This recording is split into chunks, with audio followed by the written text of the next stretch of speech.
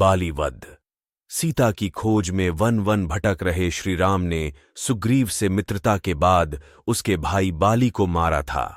रामायण में राम अंत तक खुद को सामान्य मनुष्य ही मानते रहे। उन्होंने किसी भी अवसर पर अपनी दिव्यता का प्रदर्शन नहीं किया। किशोरावस्था में वन में राक्षसों के संहार से लेकर अयोध्या के राज्य सिंहासन की जगह 14 वर्षों का वनवास मिलने तक सुखासन की आयु में कुशासन पर बैठने वाले श्रीराम की कथा में सुख की अपेक्षा दुख के क्षण अधिक हैं। वनवास में कष्ट भोग रहे राम का दुख तब असहनीय हो जाता है जब राक्षस राज रावण उनकी पत्नी सीता का हरण कर लेता है और उन्हें समुद्र पार लंका ले जाता है। राज्य से वंचित और पत्नी के अपहरण से दुखी राम सामान्य मनुष्य की तरह रोते बिलखते हैं।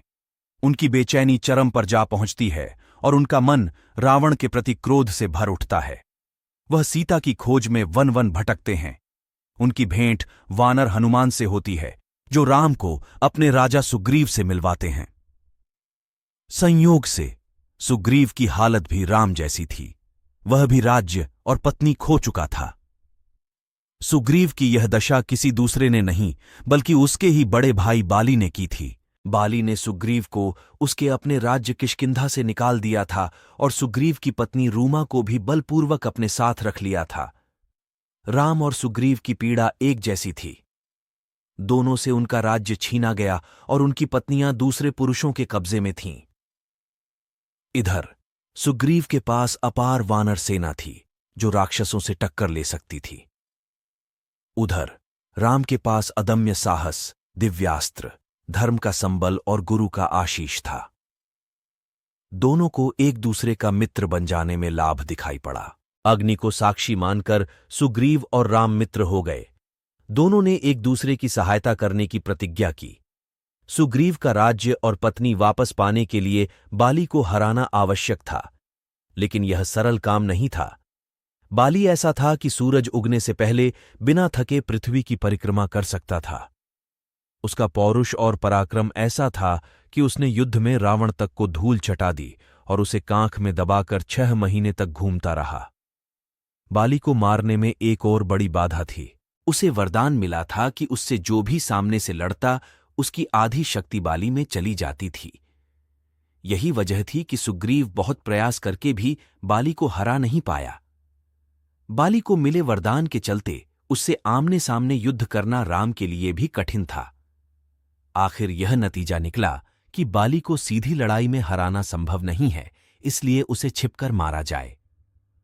राम ने यही किया। योजना बनाई गई।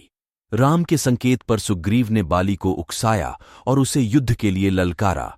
बाली क्रोध में सुग्रीव से लड़ने आ गया। उधर पेड़ की ओट में राम धनुष बाण लिए तैयार थे। बाली और सुग्रीव का युद्ध शुरू हुआ तो राम ने अवसर मिलते ही बाली पर बाण चला दिया। बाली धरती पर गिरा और कराहने लगा। उसे जब पता लगा कि राम ने उसे छिपकर मारा था तो उसे बहुत क्रोध आया। उसने राम पर अधर्म और पाप का दोष लगा दिया। राम का बाली से न तो सीधा वैर था और न ही बाली ने राम को कोई नुकसान पहुंचाया था। बाली वध की घटना ने राम के निष्कपट जीवन पर हमेशा के लिए एक सवाल खड़ा कर दिया। लेकिन राम ने जो किया उसे सही संदर्भ में समझना जरूरी है। राम चाहते तो शांति से खड़े रहकर बाली के मरने की प्रतीक्षा कर सकते थे, लेकिन उन्होंने ऐसा नहीं किया।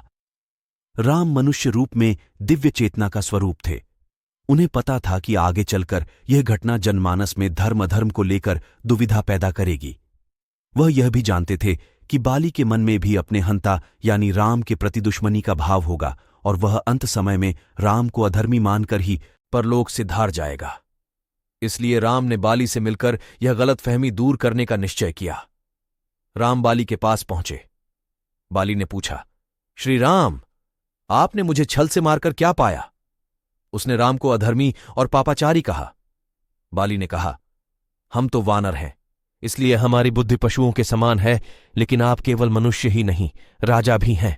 राजा के 4 गुण बताए गए हैं: क्षमा, दान, धर्म और सत्य। फिर आपने मुझ निरपराधी को मारकर धर्म का उल्लंघन क्यों किया? आपने सीता को खोजने के लिए सुग्रीव से मित्रता की, लेकिन मुझसे आपका क्या वैर था जो आपने मेरा वध कर दिया? मुझे मरने का दुख नहीं है, दुख यह है कि मेरा वध छल और अधर्म का सहारा लेकर किया गया। राम का सोचना सही था। बाली ने उनके आचरण पर प्रश्न चिन्ह लगाए और उन्हें अधर्मी घोषित कर दिया। बाली के आरोप के जवाब में राम ने कहा, बाली, तुम मुझे दोष दे रहे हो क्योंकि तुम धर्म और लोकाचार के बारे में नहीं जानते। देश में महाराज भरत का शासन है। उनकी आज्ञा है कि जहां भी अधर्म दिखे उसे समाप्त कर दिया जाए। छोटा भाई पुत्र के जैसा होता है और उसकी पत्नी पुत्रवधू के समान होती है।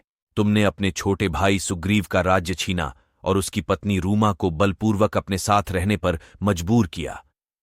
यही नहीं, कामासक्त होकर तुमने रूमा के साथ पाप कर्म भी किया। यह धर्म का सीधा उल्लंघन है।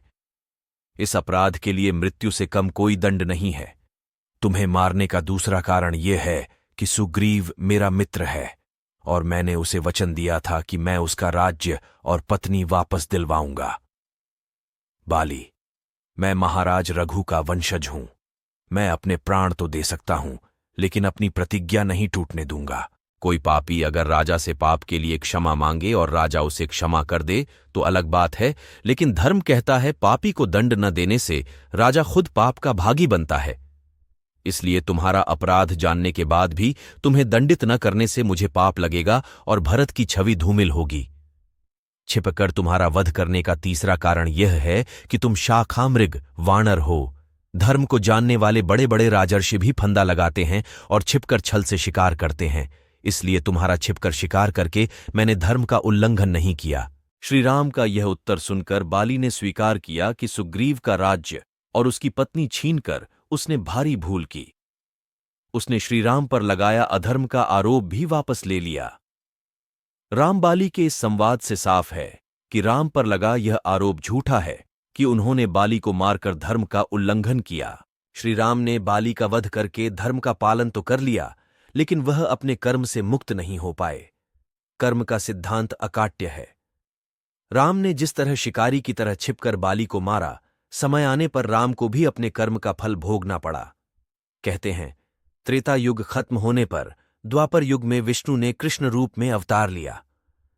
तब बाली ही व्याध बनकर पैदा हुआ। अंत समय में उसने कृष्ण के पैर को हिरण का मुंह समझकर बाण चलाया, जिससे कृष्ण की मृत्यु हो गई। इस प्रकार राम का कर्म चक्र पूरा हुआ।